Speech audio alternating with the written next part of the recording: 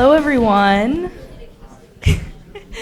Welcome to the 2025 Pathways and Possibilities event hosted by the School of Management. My name is Julia Krastev. I'm a third-year business administration student, majoring in business administration and emphasizing in marketing and management. I'm also the president of our Women in Business Club here on campus, and I am a School of Management brand ambassador.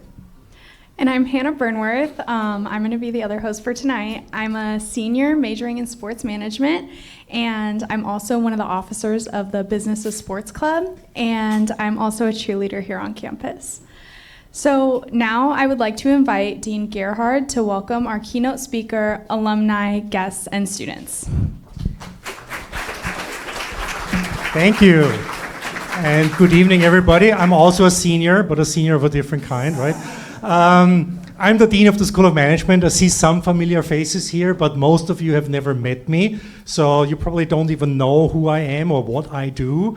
I don't even know myself sometimes what I'm supposed to do as a dean, but I think that one of the most important things of my job is to keep the trains running on time, right? So I'm supposed to be the person in the background who makes sure that the programs deliver what you expect from the programs. And it's all about expectations today. How do I know when I am doing an okay job? Not even saying I'm successful. I know I'm doing an okay job when our students are successful. I know when our faculty members and our staff members support you on your path towards that success. But that doesn't mean that our faculty and staff members have all the responsibility for your success. You need to take responsibility on your journey towards your life goals and career goals yourself. And this is what this event is about. Most of you, although I see a few seniors and juniors here, most of you, I guess, are freshmen or transfer students, right? So you are new to Cal Lutheran. And this event has been revised a little bit from previous years to actually help you to set you on that path towards your success, or what you define as success during your college journey. We want you to think about your life goals, your career goals, not that they will be set in stone after today, but at least we want you to start a thinking process about where you want to go. Let's face it, I was a business administration student a long time ago. I didn't know what I wanted to do with business administration. There's a million careers out there that do not show up in statistics, that do not show up in any job announcement board. There's a hidden job market out there, and our role is today and for the next few years that you are here, our job is to help you find that hidden job market and find that dream job of yours. So we have a great program for you today, starting off with a wonderful keynote speaker, Timmy the Dreamer. Thank you.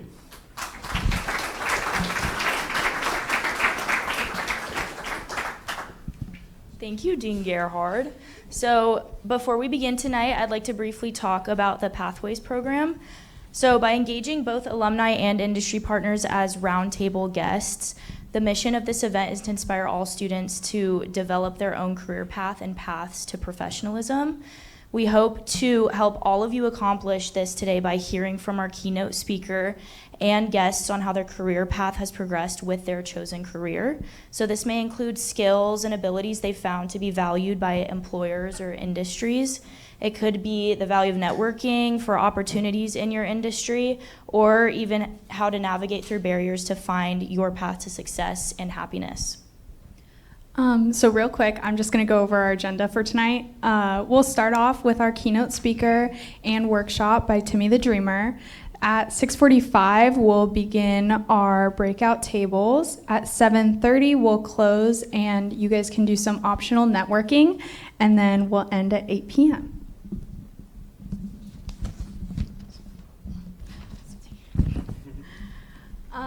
Also, I would like to say thank you to all of my colleagues within the School of Management for planning this incredible event, and also share a big thank you to our wonderful keynote speaker and table leads who have joined us today. This event would not be possible without your engagement and support over the past 25 years. So to start off this event, even though Gerhard kind of like already started because he got too excited, I would like to introduce our fantastic keynote speaker, Timmy the Dreamer. Timmy the Dreamer is a youth keynote speaker, founder of Dreamer State University, and former manager of one of the biggest social media influencers in Los Angeles. Together, they built a social media following of only 9 million followers, made over 1,000 dreams come true for kids with cancer, disabilities, and kids needing a miracle. And they collaborated with some of the biggest celebrities like Oprah, Steph Curry, Mr. Beast, Jake Paul, and MGK. He is here today to talk to you about how you can turn your dreams to a reality, both in your time here at CLU and for your future. Please give it up for Timmy the Dreamer. All right. Let's get some energy in the room tonight. When I say I am a, I want you to say dreamer. I am a? Dreamer. I am a? Dreamer. I am a? Dreamer. All right, one more time and twice as loud. Come on, when I say I am a, I want you to say dreamer. I am a? Dreamer. I am a? Dreamer. I am a? Dreamer. All right. This piece of paper changed my life. I was 21 years old. I was still in college. I had no idea what I wanted to do with my life. But this piece of paper changed my life. This piece of paper is the reason that we built a social media following of 9 million followers. This piece of paper is the reason that we sold paintings to Oprah. This piece of paper is the reason that we collaborated with celebrities like Mr. Beast, Steph Curry, Jake Paul. Where are my Jake Paul haters at? She's like me. This piece of paper is the reason that we traveled all across the country, changing thousands of lives. This piece of paper, truthfully, is the reason I'm standing in front of you today. This piece of paper changed my life, and today we're going to talk about this piece of paper could change your life too. Just how it changed Richard's. Now, Richard was a homeless street artist that we met right when we got to Los Angeles. We had just finished a 5-month tour all across the country with Kendrick Lamar. No, I'm just kidding. It wasn't a music tour. It was a tour about dreams. We were traveling the country making dreams come true for people in need and people needing a miracle. And when we got to Los Angeles, we told ourselves, guys, we just moved to the city where people literally move to chase their biggest dreams in life. We've got to do what we called the biggest dream yet. Let's find somebody who's really struggling, really down on their luck. Let's help make their dream come true on the biggest level. And so we start to search far and wide for this person. We're calling local businesses and local nonprofits. We're looking on social media and on GoFundMes. We're meshing the very few friends that we had in the city. I'm from Minnesota, so I didn't know anybody in the city at the time. And we weren't finding this person that we were looking for. And then one day, as we were walking into a grocery store of all places, we see a homeless man sitting on a shopping cart. And we said, you know what, guys, let's go talk to him. And we said, hey, man, what's your name and what's your dream? He said, my name's Richard, and my dream is to have my art hanging on the walls of a museum one day. He said, I'm a homeless street artist. Nobody appreciates my art, but if I could see it hanging on the walls, he said, maybe then that they would appreciate it. He said, that would be my dream. And so we're talking to Richard, we're starting to realize that this might be our guy. This might be our biggest dream yet.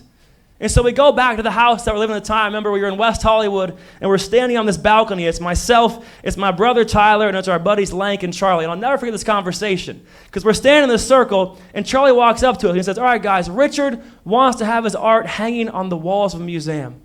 But he said, what can we do to make this the biggest dream yet? And he said, I have one rule for this conversation. He said, no limitations. He said, I don't care if it sounds like a crazy idea. I don't care if we've never done it before. I don't care if it seems impossible. What could we possibly do for Richard? And so we're standing in this circle, and we start to throw out ideas. And somebody says, okay, well, what if we build him a website? Because as a homeless street artist, you can only sell probably a piece of art a day. But if you had a website, we could promote it to people all across the country, and they could buy his art too. Okay, what else should we do? What if we throw him like this sold-out art show in Beverly Hills, and we get all these people to show up and support Richard in person?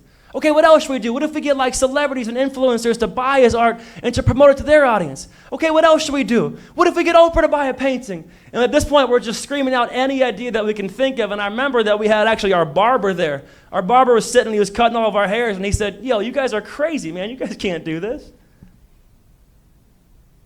And the truth was, we were a little bit crazy.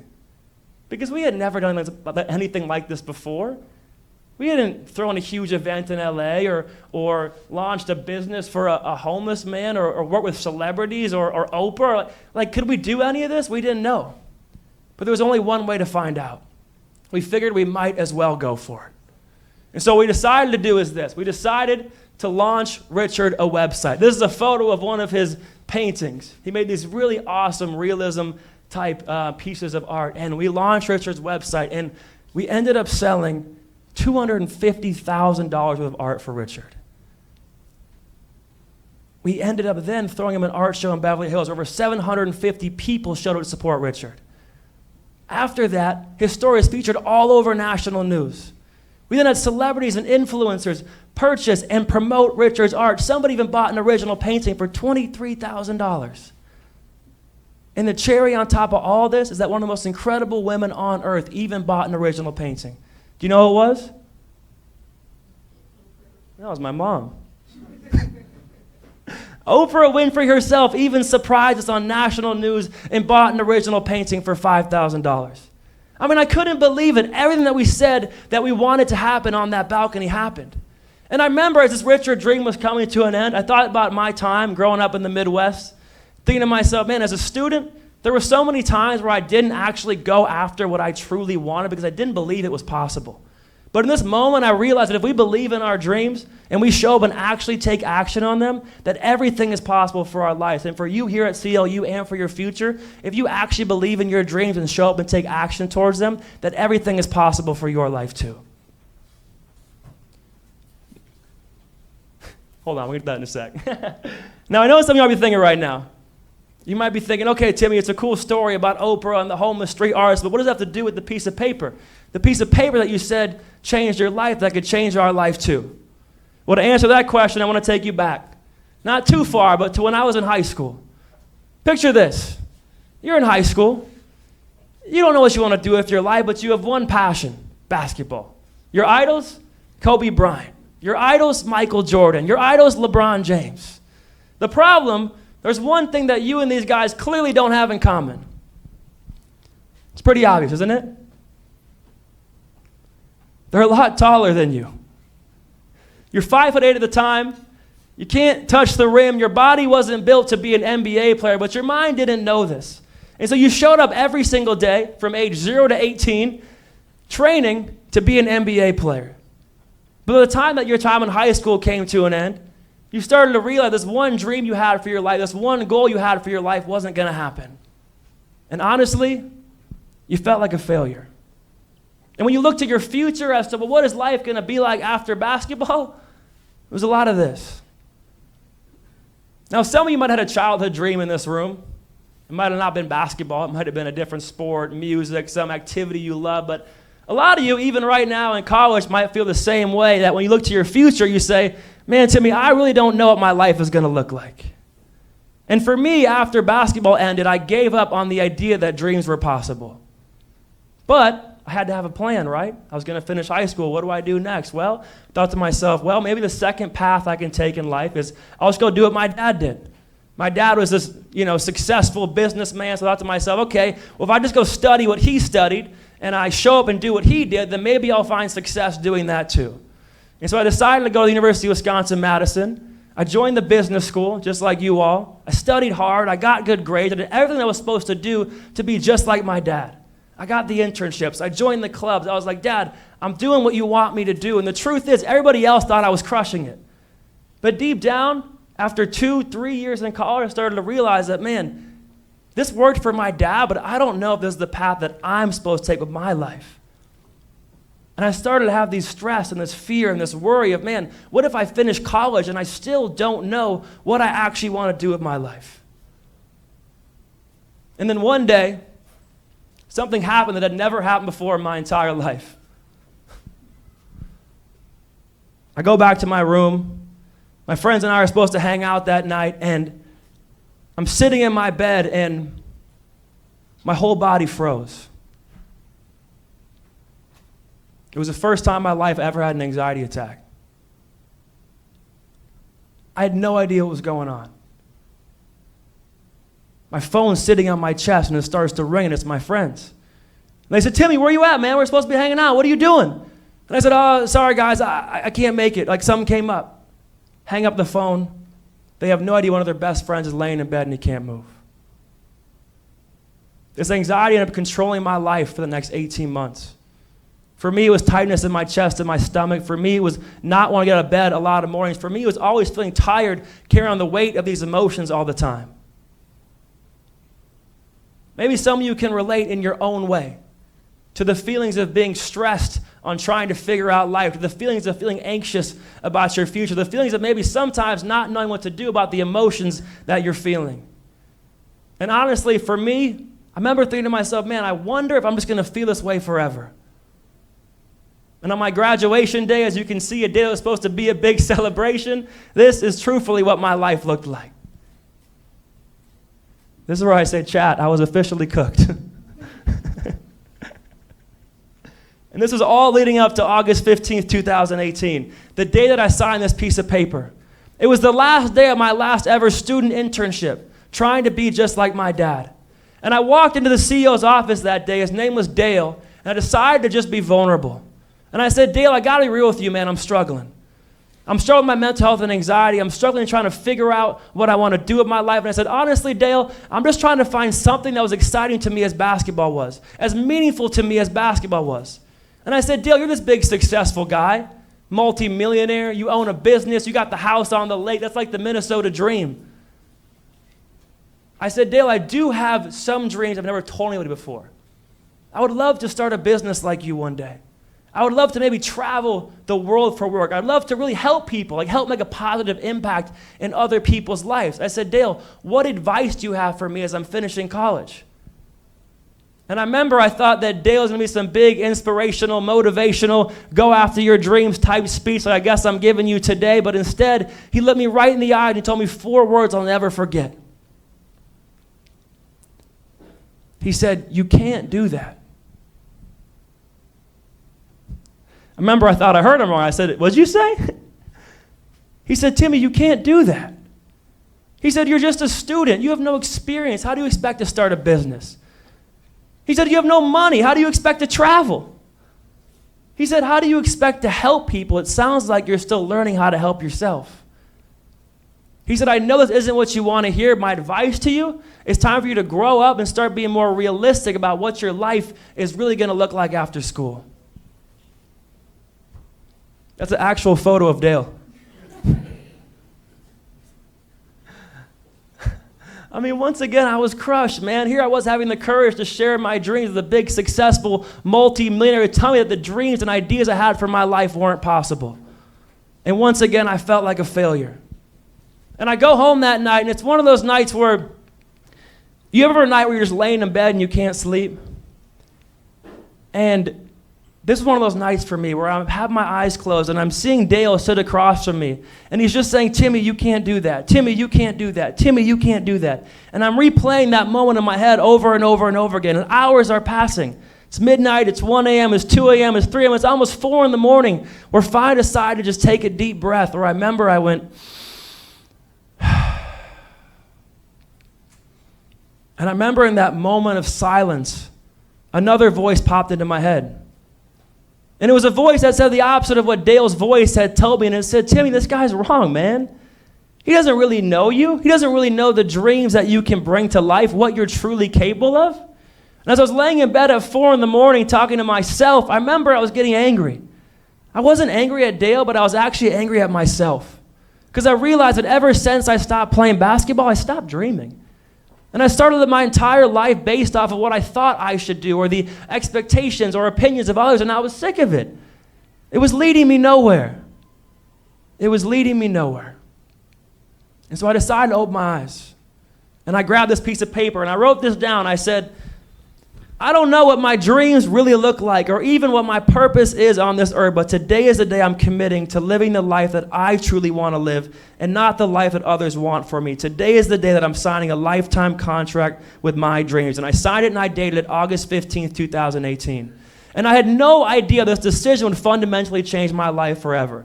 This decision would take me to travel all across the world, to impacting thousands of lives, to building a digital community of 9 million people, to working with some of the biggest celebrities on earth. And it all started with the commitment that I made to going after the dreams that I really wanted for my life and not the dreams that others had for me. And when it comes to this event, right, we're talking about the paths that you can take in life. I've kind of boiled it down to just 2 paths that we can all take. Path number 1, I now call the Dale's path. And I believe that this is simply the life that you feel pressured to live. The person you feel pressured to be. The things that you feel pressured to do. It might be what your friends are doing. It might be what your parents did. It might be just the societal norms or expectations of what you feel like you should do. That's path number 1. But path number 2, I now call the dreamer's path. And to me, this path is one of one. It's uniquely designed for each individual in this room based off your own unique skill sets, talents, passions, desires, and for what you want most for your life. And step number 1 of my speech today, how do we figure out what path we really want to go on in life? We first just have to commit to going after the things that are true to ourselves and the things that we really want for our lives. I want to ask you all a question here.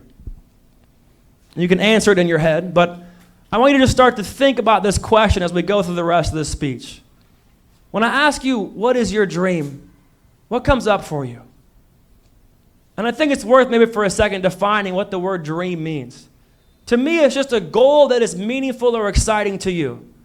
So I'm going to give you about 15 seconds, just in your head. Don't have to be like this big picture dream, but a dream for here at CLU or for the future. Just take about 15 seconds to think about what is a goal that you have that is meaningful or exciting to you.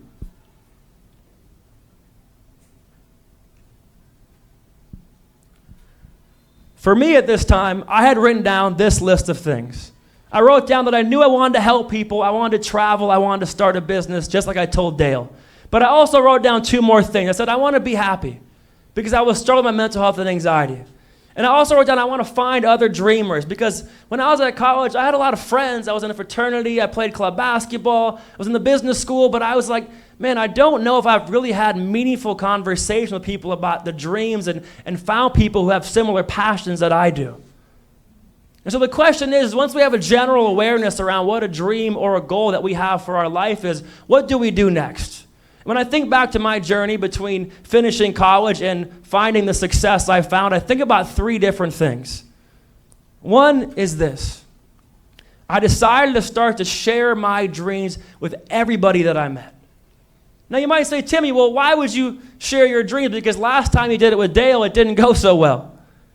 He said, that's a bad dream, man. I wouldn't do that. That's a silly idea. And sometimes it's hard when people shoot our dreams down, right? Because we lose the courage to then go after what we really want. But I also knew this. I said, I don't need 99% of people to support my dreams. I just need 1%. So if I share my dreams with everybody, the odds that I find somebody who has a similar dream as me, the odds that I find somebody who can actually help me with my dream increases exponentially. So I started to share my dreams with everybody. And then one day, the first person who came to me in a similar dream as me was my brother. My brother said, hey, Timmy, I want to start a business too. He said, I want to be a videographer. He said, what if me, you, and some of our friends, we sit down on a Monday night and we actually talk about the dreams that we have and how we can support each other? I said, sounds like a great idea, man. And so we did it. We sat down, and for the first time in our lives, my group of friends, the same friends I'd always hung out with, instead of talking about basketball and sports and what girls we were dating, truthfully, we actually talked about, hey guys, what are our dreams and goals and how can we help each other? And truthfully, it was life-changing. It was the first time in my life a group of guys said, yes, you can, not no, you can't, when I shared my dreams. We ended up calling ourselves the Daydreamers, and every single Monday night that entire summer, we met and we would talk about our dreams.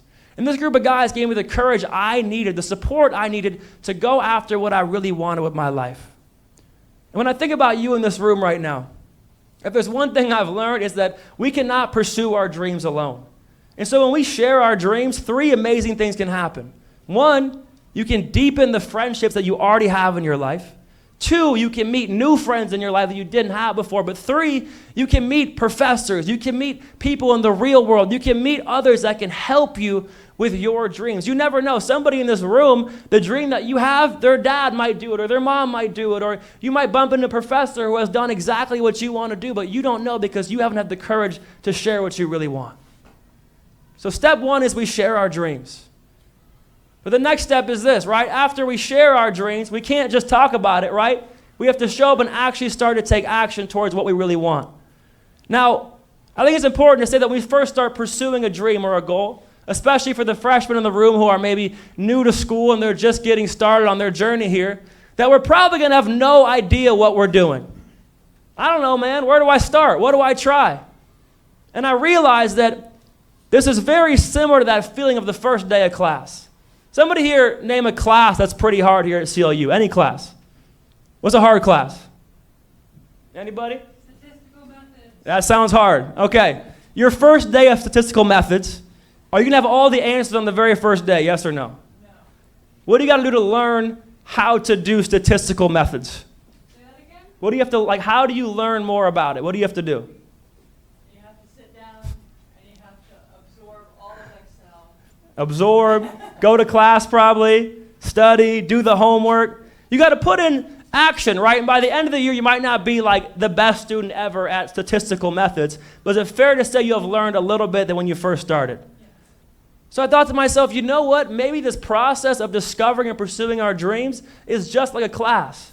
Because the issue when we're first starting might not be that we don't have all the answers. It might be the pressure we put on ourselves to have everything figured out before we've even really started the journey.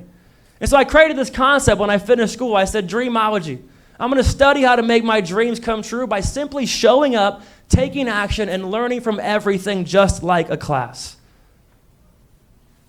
So we first have to share our dreams. We then have to show up and take action. The third thing that I did is this. I decided to make my happiness a priority. Now you might ask, Timmy, well, what does happiness have to do with finding your path in life and finding success? Well, the truth is that I was still waking up every single day with this anxiety. And you know, we've seen enough videos online, right, on social media, people who have got all this success but are still unhappy. And I thought to myself, what's the point of achieving all my dreams and goals if I'm not happy as well?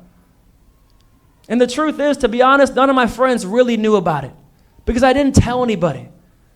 There's a really dangerous mindset we can have when we're going through something, and it's to think that nobody can possibly understand what we're going through. Because when we think that way, we isolate ourselves and we force ourselves to carry the weight of our issues all on our own. But the funny thing is like whether it's mental health or a problem with relationships or you got in a fight with your girlfriend or boyfriend or a problem in school, that we all probably struggle with something, right? Your friends, your parents, your teachers, your professors, myself, we all face battles that none of us can really see.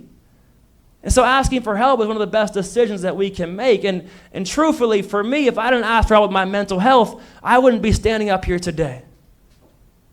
And we see now there's these studies done. These studies that, 50% of students today struggle with some form of mental health. So the idea that we are alone is just not true.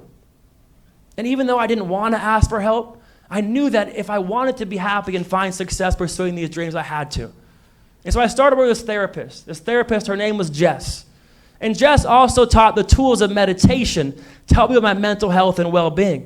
And I think it's really important that we all have one thing that we can do to take care of our happiness and our mental health. Just how we go to the gym to take care of our bodies, I think we all need one thing that we can do to take care of our mental health and well-being. Meditation became that thing for me. And so I started to meet with Jess. We had these therapy sessions. We would do the meditations. And then one day she asked me a question that ended up changing my view on mental health forever. She said, Timmy, when in your life do you feel the most anxious? And I remember I didn't really know the answer at first. We started to break it down. And I started to realize that all the times I felt anxious were all the times that I was on the wrong path in life. Because when I was playing basketball as a kid, I didn't feel anxiety. But when I was trying to be like my dad and trying to pursue this path that wasn't meant for me, I did. When I was hanging out with the wrong crowd of people, I felt anxiety. When I was hanging out with these daydreamers, these guys that really supported my dreams, I didn't. When I was trying to be this happy guy all the time and put on this mask, I felt more anxious. When I was just being myself, I didn't. When I was, this is a long story. When I was dating this girl that lived in Canada, I felt very anxious. I knew she wasn't the one, and we broke up. I felt better. But I realized that all these times I was making the wrong choice in life, I felt anxiety. And she said, Timmy, your emotions were given to you for a reason.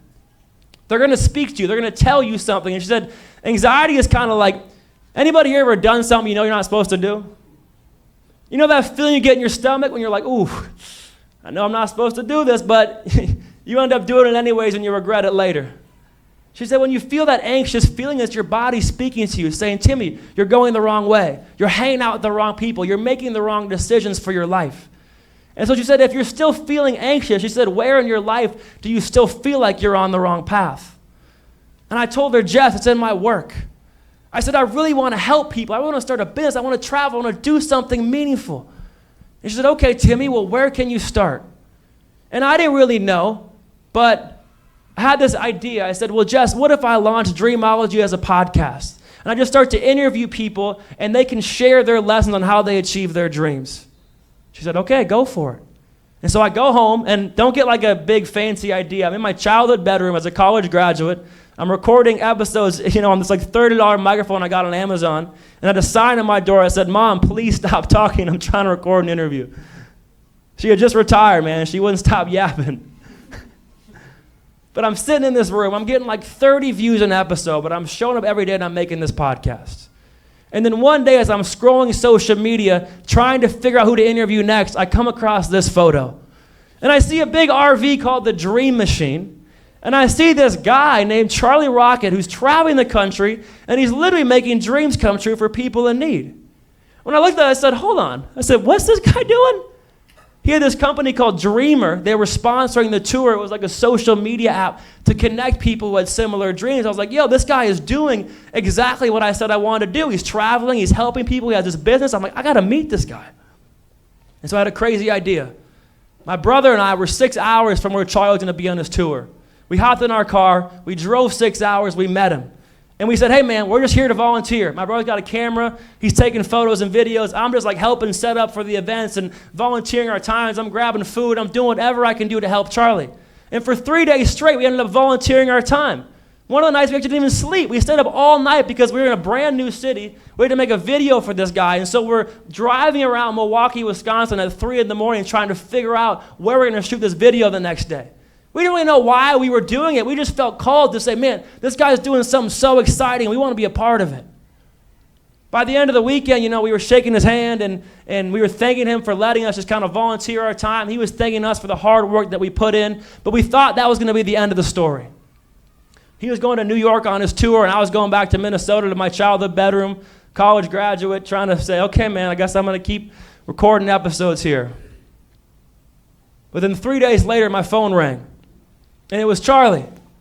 And Charlie's a very animated guy, so I tried to imitate his voice. But I said, Charlie, what's up? And he said, Timmy! He said, I got an idea, bro. He said, me, you, your brother, let's go on tour across America. I remember being like, what'd you say? He said, me, you, your brother, let's go on tour across America, man. I said, dude, what are you talking about? He said, Timmy, no one's ever just showed up, worked for 3 days straight, didn't sleep, and helped me with all these different things and didn't ask for anything in return. He said, those are the kind of people that I want on my team. He said, what would you and your brother think about joining me on the rest of this tour across the country where we're going to travel the country, we're going to help people in need, and you're going to help me build this business and this movement? I said, hold on, man, I got to ask my mom real quick. I was like, Mom, can I go on a tour across America? She was like, a music tour? I said, no, Mom, like we're helping people. She's like, all right, I guess. I couldn't believe it, man. Here I was being offered an opportunity to do everything that Dale said I couldn't do with my life, but not just alone, with my actual blood brother and one of my biggest inspirations and heroes. And it was in this moment I realized that when we step out of our comfort zones, that the best things in our life can happen. Because oftentimes when we just show up, the first step is to start to take action, to start to just take these little steps every single day. But there's going to be a moment in your journey, whether it's here at CLU or in your future, we're going to have a chance to really do something kind of bold, to take a risk, to step out of your comfort zone. And I realize that it's in those moments, if we say yes to those moments, that the best things in our life can happen. And for me in this moment, my brother and I packed our bags and we hopped in the Dream Machine and we started heading east towards New York. In that first tour across America, I'll keep it very simple. Find people to help who had a dream, help them, share it on social media. Now, why do we share it on social media? Because a lot of people say, well, when you help people, you're not supposed to like show off. And I agree with you. That's not why we were sharing it. We were sharing it because we realized that, you know what? Social media is a very powerful tool for hate and separation and bullying and like being mean to each other. We figured, well, couldn't it be just as powerful of a tool for kindness and helping people and making dreams come true for people in need? And so we shared these stories online because we wouldn't have been able to raise $250,000 for Richard, the homeless street artist, if we didn't share it online. So we're doing stuff like this all across the country. Like, for example, on that first tour, there was a single mother who had to bike to work 3 miles every day, and so we fundraised money and got her a new car. There was a single father in Nashville named Marcus, and his daughter was in foster care, and they needed a 2-bedroom apartment to be reunited, and so we fundraised money, we got him a 2-bedroom apartment, and we reunited Marcus and his daughter.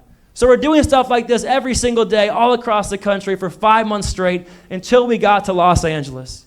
And when we got to Los Angeles, there was 2 things that happened that took our movement to a whole other level. The first was the Dreamer House. You guys know what a content house is, right?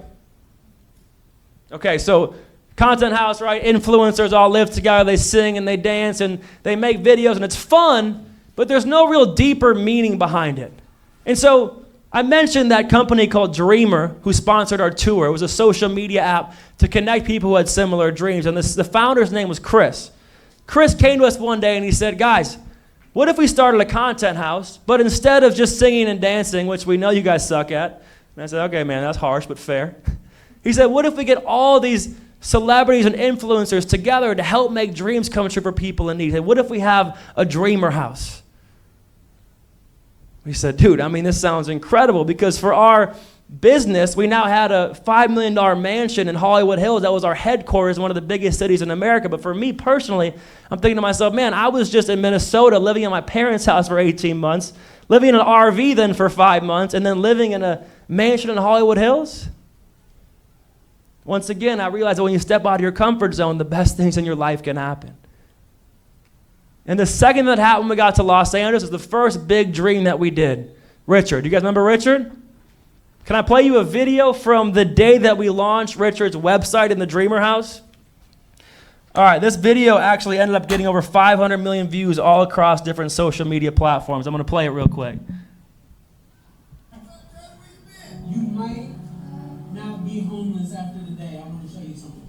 Yeah, show me, Joe. Get it. Type in Richard Hutchins Studio. This is your website. Amazing.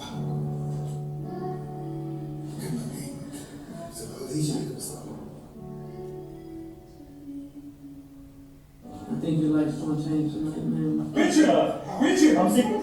Refresh it. You're at 3,800? Another one. Here we go. Let's see what our number is. 21,200. We just had 51,120. Look at my guy's face, man. Can you imagine? Can you imagine being a homeless street artist and in 4 hours making $50,000? I want to play you one more video. This is from the sold-out art show that we threw for Richard in Beverly Hills. Outside, look at all these people. You ready? Let's go.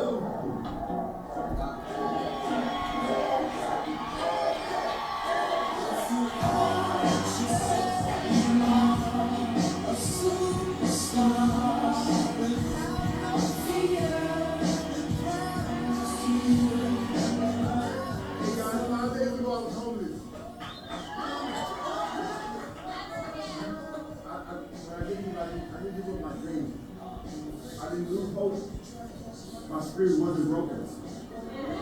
This night is not for me. It's for every homeless person or homeless artist that is just on the streets out there. This is for them. And I promise you to this end, I'll pay it forward. Okay? Can we give it up for Richard? Can we give it up for Richard? I want to call out something he said there because I think it's really important. He said, 5 days ago I was homeless. He said, what I didn't do is I didn't give up my dream. I didn't lose hope. My spirit wasn't broken. I think a lot of times in life when things get hard, we think that maybe we're on the wrong path or we're making the wrong decisions. But the truth is, I've realized that, life can be hard either way, whether you're chasing a dream or not. And oftentimes, if we keep showing up despite hardships being present, if we keep showing up and going after what we really want, that on the other side of those hardships is everything that we want with our lives.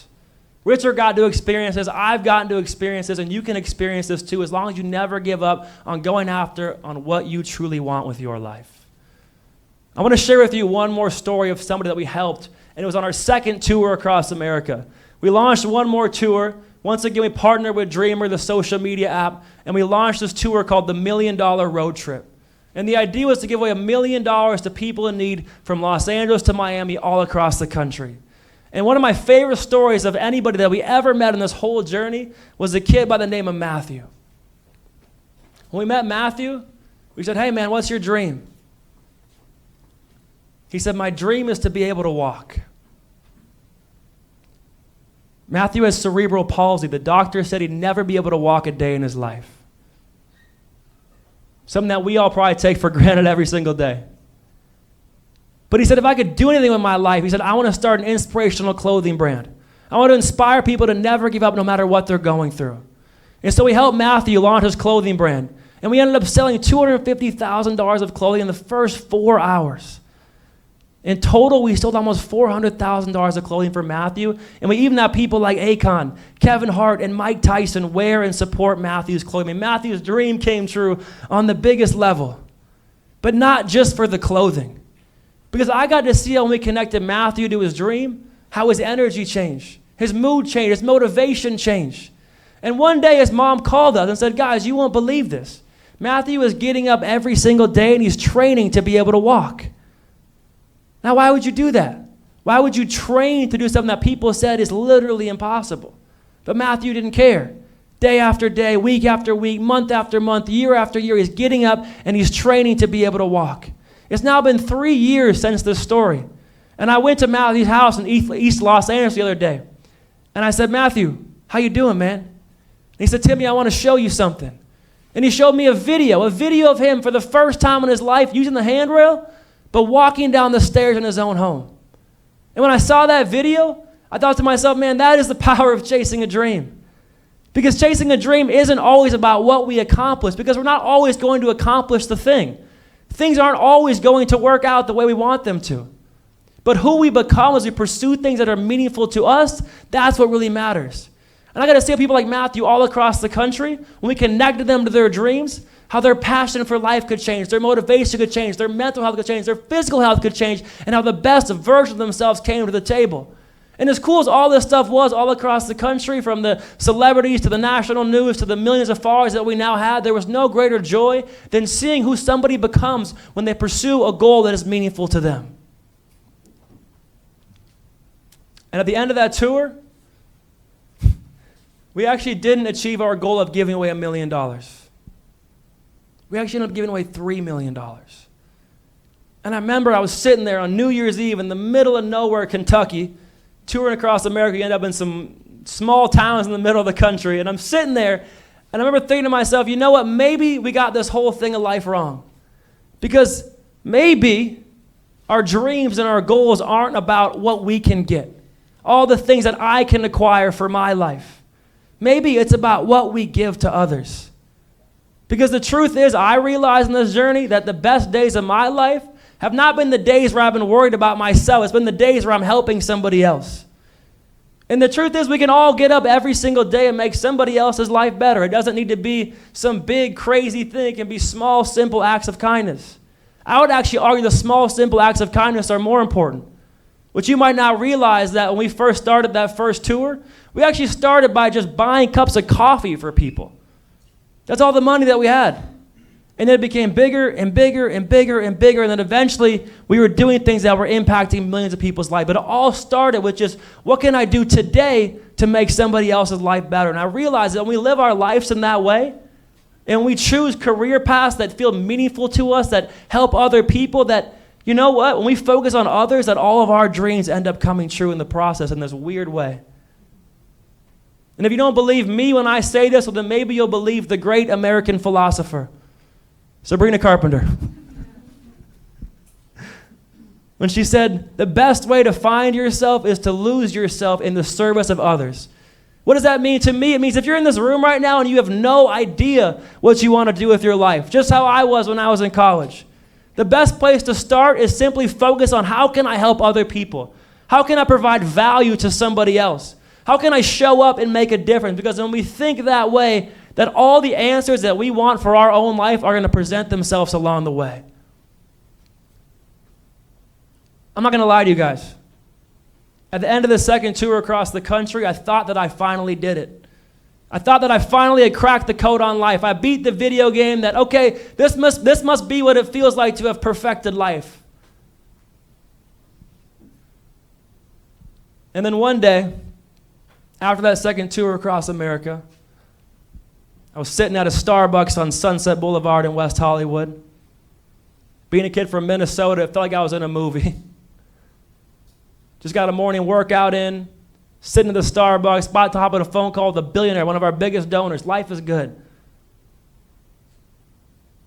My phone rings, and it's Charlie again. I answer the phone. I said, Charlie, what's up, man? It's going to be a great day, bro. He said, hey, Timmy. I said, yo, man, are you all right, bro? He said, you hear about Chris? I said, no, man, what happened to Chris? As a reminder, Chris was the founder of Dreamer, the company that sponsored our tours, the Dreamer House, and was basically one of our best friends at this point. I said, dude, what's going on, man? You're freaking me out. He said, he's dead, man.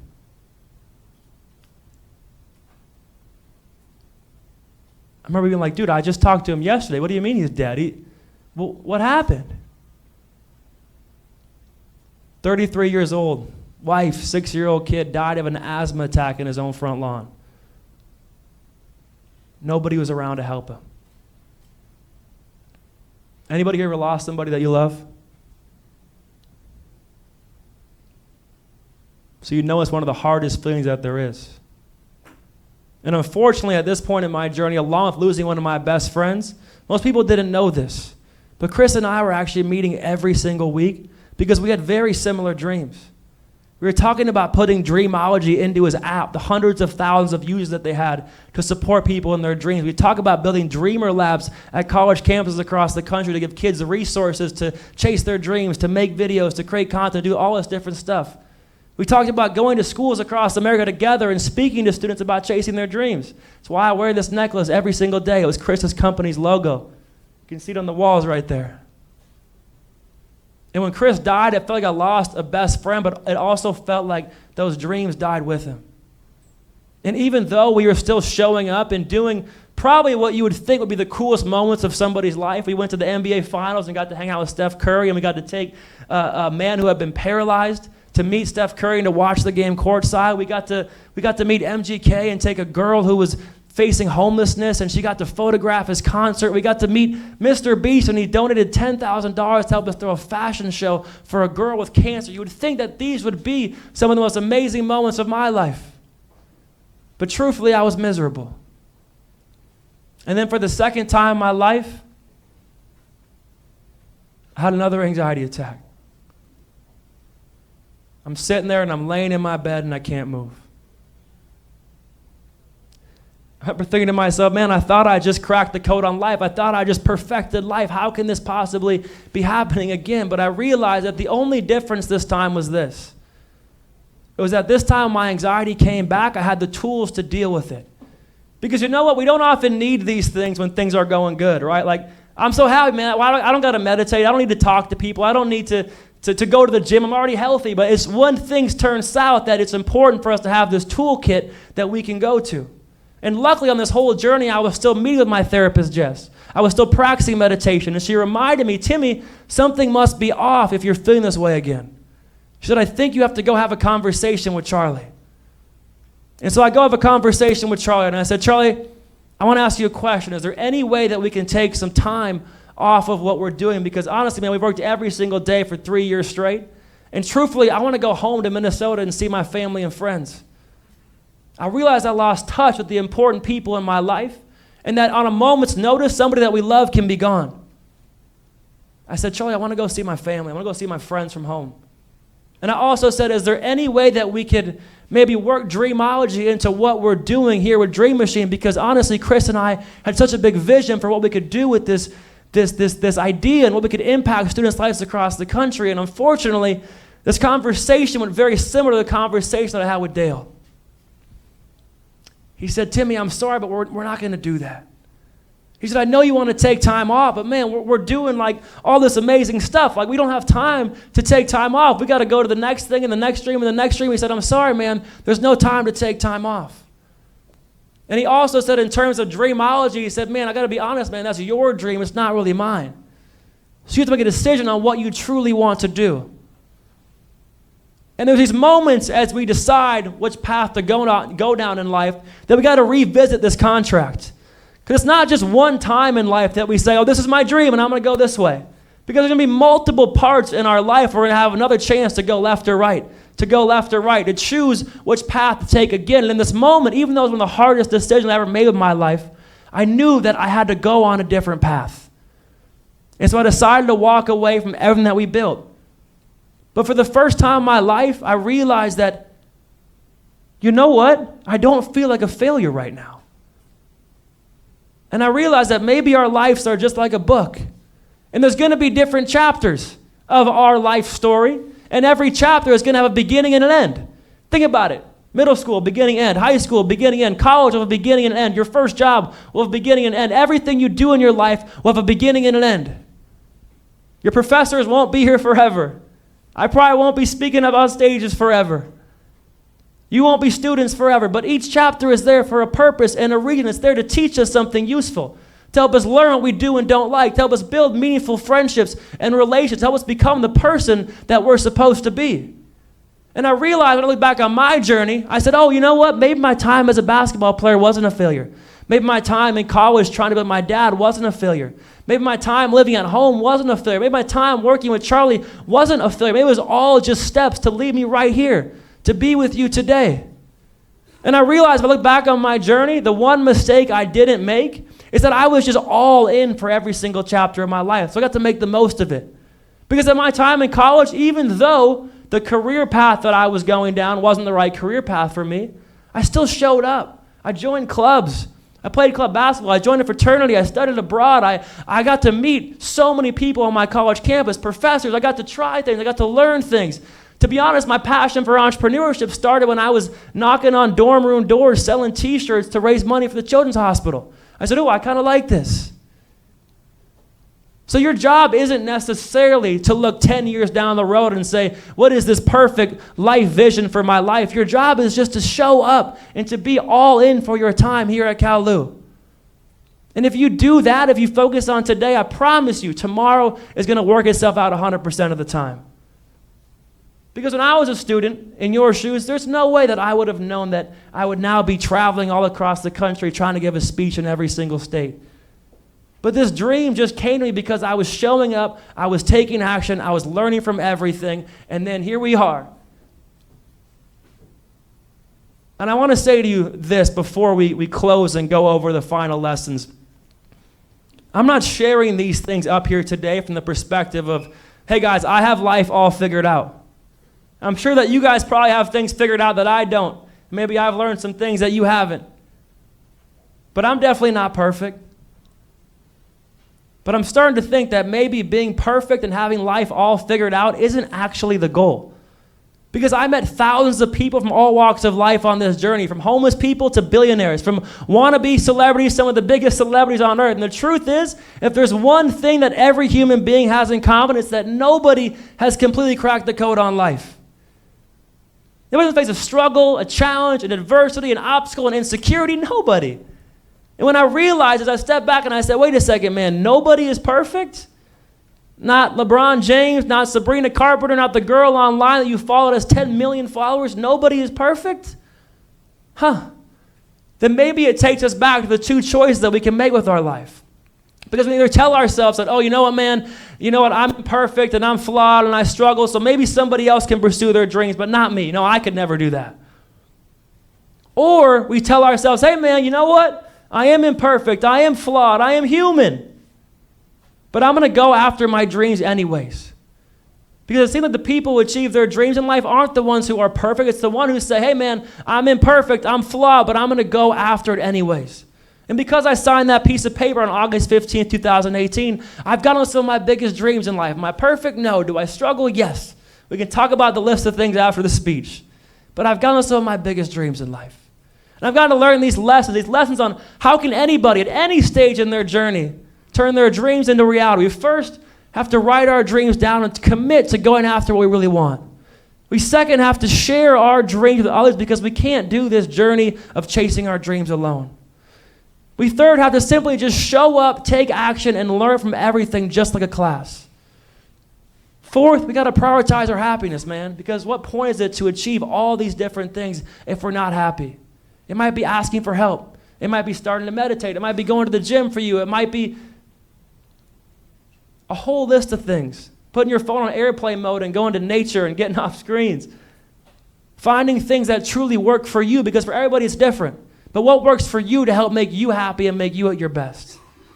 And finally, we just got to commit our life to giving to others, just showing up for others and knowing that if we live a life of service, a life of meaning, that all of our dreams will come true in the process. And the last thing I want to say today here is this. If you guys walk out of this room, walk out of this event, I truthfully don't care if you forget everything. I want you to remember just this. It's that most people don't get to experience their dreams in life. Most people don't. And we know this because there was a study done. A study on the number one regret of people who are about to lose their life, terminally ill people. And they asked these people, they said, when you look back on your life, what do you regret most? You know what's crazy is you think there'd be all these different answers. But 76% of people, 3 out of 4 people said the exact same thing. They said, I wish I had the courage to live a life true to myself and not the life that others wanted for me. I wish I had the courage to live a life true to myself and not the life that others wanted for me. And if I had one goal today, one goal at all, it's that nobody in this room ends up a part of that statistic. Nobody in this room gets to the end of their life and says, dang man, I didn't even try to go after what I really wanted. You're going to be probably a little bit afraid. You're going to be scared. My challenge for you is to have the courage to do it anyways. And where do we start this journey? Well, for me, it all started with this piece of paper. A commitment that I made to going after what I really wanted in my life. This piece of paper that changed my life. And like I said today, if you wanted to, a piece of paper that I believe could change your life too, could serve as a commitment to going after the things that you really want with your life. And you'll see that you all have a piece of paper sitting in front of you. And what I want to do real quick is this. It's going to seem maybe a little bit goofy, but we're going to do a little imagination exercise. I want you guys to close your eyes real quick. And I can see if your eyes are open. Just close your eyes real quick. And for a second, I want you to imagine all the things that you feel pressured to do, the person that you feel pressured to be. And I want you to imagine a garbage can.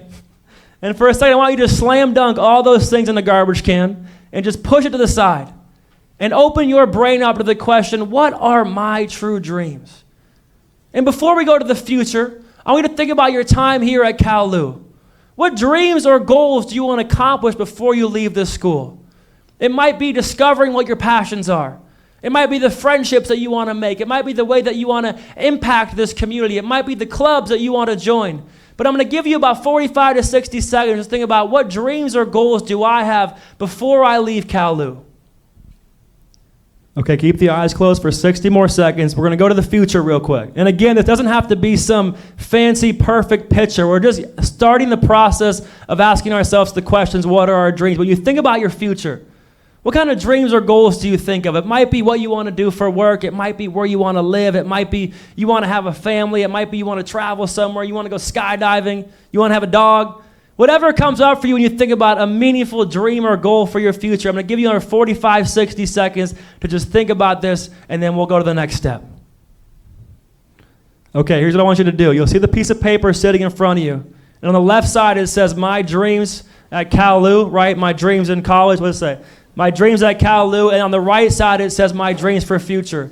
I want you to just write down anything that popped into your head. And again, it doesn't have to be full paragraphs. It can be one word, sentences, whatever just came up for you. I want you to write both those things down. And then below it, you have a chance to kind of reflect on, okay, in order to make these things happen, what kind of things do I have to do? How do I have to show up? And so in that section below, I challenge you to write maybe 1 to 3 action steps or 1 to 3 things that you want to commit to in order to achieve these dreams and goals that you have. So I'm going to give you a couple minutes just to write these things down, do some reflecting, and then we'll go to the final part of this workshop. All right, I know we got some people still writing. You can finish it up after. Here's the final step that we're going to do. We're going through this process of thinking about our dreams, writing our dreams. We're not going to have a chance just to share what we wrote with each other. Now, for some of the stuff you wrote, I understand it might not be something that you're ready to share or talk about, but I would ask that we just go around the table and you share at least one thing that you wrote as a dream or a goal, and also why you wrote it, like why it's meaningful to you. I think that's really important for us to share why we want these dreams and goals. So we're going to take a few minutes, just go around the table. Everybody share at least one dream or goal that you wrote, and then we'll close this thing up and I'll pass it off to the next step. Let's see if I can get up on the mic. All right, last thing we're going to do. Who wants to come up on the mic and share a dream with the whole group? Who wants to do it? Come on, who got them up? Okay, we got one right here, let's go. I love it. Let's give her a round of applause, come on. All right. What is your name and what's your dream? Hi, my name's Ashley Sutherland. One of my dreams while I'm at CLU is to create a podcast that will interview the owners of independent animation studios so that we could create more resources for young artists trying to learn how to start their own businesses outside of, the large network television. Sweet. I love it. I love it. That's amazing. Anybody else want to share? Let's get 2 more. Right here? All right, let's do it. All right, I like the clap, but listen, we got a chance here to support each other's dreams, so let's get a little more energy for round 2. A little more energy for round 2. My guy.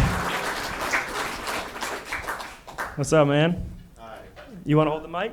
Oh, You want to hold it? Okay, what's your name and what's your dream? my name's Matthew Leonardi. I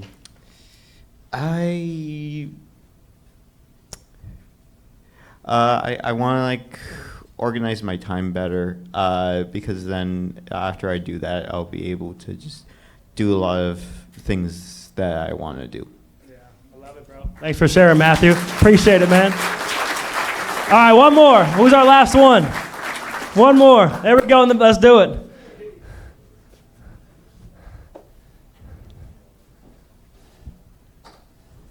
Final one. All right, we gotta get the biggest ovation yet after this one. We got the biggest ovation yet. All right. What's your name and what's your dream? My name is Raina, and I want to be a forensic accountant and travel the world. I love it. Thanks for sharing. Appreciate it. Appreciate it. All right, so obviously we got on the next step here, but again, I'm just today, the goal isn't to have all the answers. Like Gerhard said, today is just starting to plant the seeds on, okay, right now you might be like, I don't really know what I want to do, but there's going to be a point where you have a decision. You can think about this day and say, okay, do I want to go left or right? You think about what feels true to me. What do I want to do? What feels aligned with my dreams and goals? And today, the big thing is just starting to show up and do those action steps. They might seem super simple, but I got to be honest with you. What I've learned is that the keys to life are very simple. Showing up, taking action, learning, surrounding yourself with the right people, having the courage to go after what you want, helping others. These simple things are the most powerful lessons of life. And so today was just getting your journey started on asking myself, what are my dreams? What are my goals? And honestly, I would love to hear all of your dreams. I know that we can't do it right now. I'm going to stay around, so when the small groups are done, I'll be chilling here. You guys go ask any questions. We can have conversations, and also on my piece of paper that I gave you guys, my contact information is there too. So if you guys want to send me a message, ask me anything, I'd love to be there and support you on your journey. And last thing, can we give another round of applause for the staff here? Another round of applause for them putting on this event. Obviously, I wouldn't be here if they didn't care about your dreams and your goals and your futures. Don't forget to be grateful for them, to go to them, to use them, because their whole job is to help you discover what you want to do with your life and find success at it. So I appreciate you all. I look forward to talking to as many as possible. Again, after you guys are done, I'll just be hanging out up here, and so we can chat, say what's up, and again, it was great to meet all of you, so I'll talk to you soon. See you guys.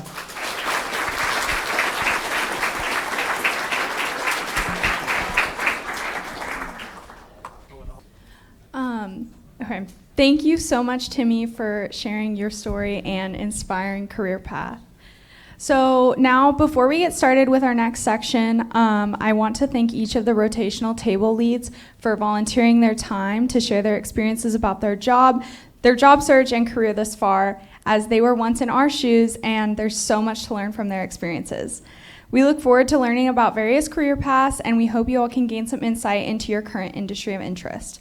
So now, the table you're currently sitting at will be your first table of the night, and then after 15 minutes, the round table guests will rotate to their next number. So I will talk to you guys again in 15 minutes.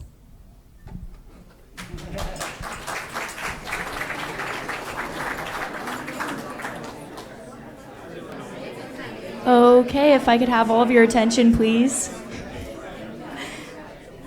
So that is our first rotation. Our speakers are going to be moving. So speakers, please stand up. You're going to be moving. Students, stay seated. All of the speakers, when you arrived at your seat, you got a map in front of you. That is going to show you where your next table is going to be.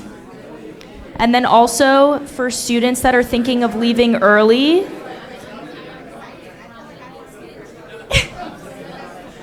hello, could I have your attention, please? I just want to make sure everybody's taking in this information so we're not just like a mess of people, you know. I know these are really great conversations we're having, but there's more to have too, so.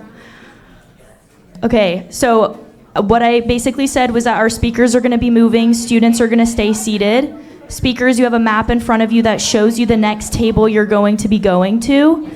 And for students that are thinking of leaving early, we have checkout times outside to keep in mind. So, like I said, there's more to it. So, we'll see you again in 15 minutes. Okay, the second rotation is now over. If I can have everybody's attention once again. Up here, please. Hello.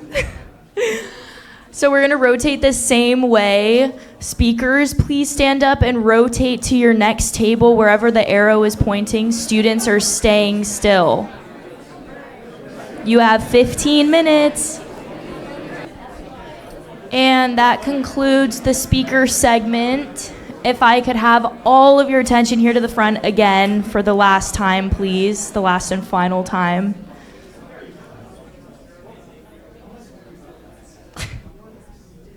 So welcome back. We hope you enjoyed your roundtable discussions tonight and finished on a high. First, I want to say that as one of the School of Management's annual signature events, we want to know what you liked or maybe how we could improve. So if you could all please scan this QR code on the screen and take this survey, that would be so helpful. Your feedback is both welcomed and appreciated. We'll give everyone a second.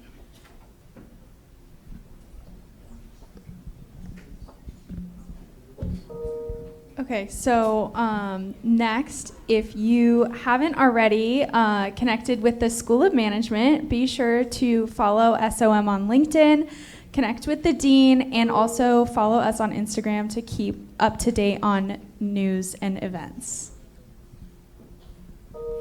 Also, I would like to share our brand ambassador program with you. You may have heard of our accounts and seen all the viral videos. Not only do we create fun content, but we also work with local cafes and restaurants in the area that offer a 10% student discount. So if you want to stay up to date with that and see where you can receive discounts locally, I highly suggest that you follow our Instagram account.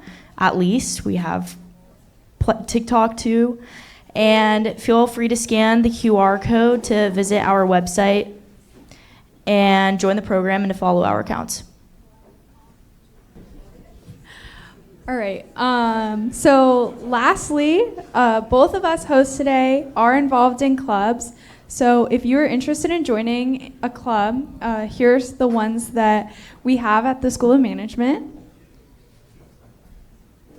And then before we end the night, I just want to thank our keynote speaker, alumni, and roundtable guests, once again, who volunteered their time for us today.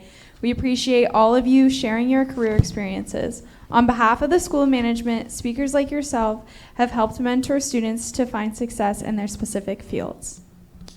Before you leave, thank you all for coming, and we hope to see you at future school management events at Cal Lutheran. Thank you.